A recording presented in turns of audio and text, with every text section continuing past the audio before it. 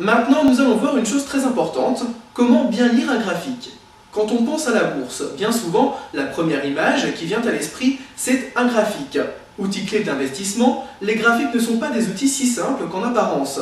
Entre les indicateurs farfelus dont on ignore le sens, les différents types de graphiques, il nous a semblé indispensable d'éclairer ce sujet.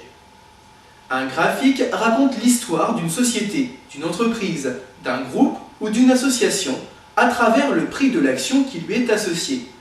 Avec des yeux un minimum entraînés, on distingue vite les périodes fastes, permettant la croissance, et celles de déclin liées à la crise du secteur, à l'entreprise, mais aussi à la machine financière dans son ensemble, comme cela a été le cas en août 2007, avec la crise du subprime qui a paralysé et fait chuter les cours des marchés du monde entier, ou encore, plus parlant, en 2000, avec ce que l'on a appelé l'explosion de la bulle Internet.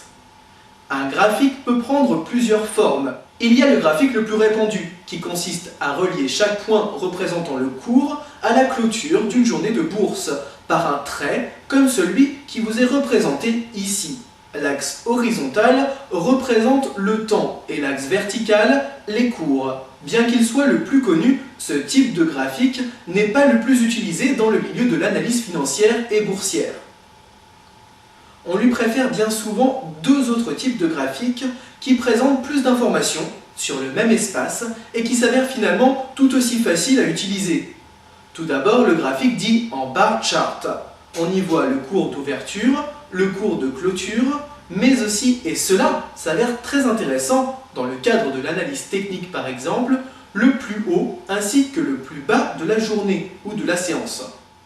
Nous avons ensuite, et c'est certainement le plus utilisé, tout du moins celui qui s'avère le plus efficace selon nous dans le cadre de l'analyse technique, le graphique en chandelier ou bougie. Il comporte les mêmes informations que le graphique en bar chart décrit avant, mais il permet une meilleure visibilité, avec une couleur rouge pour les jours où les cours descendent et une couleur verte quand le cours de clôture plus haut que le cours d'ouverture.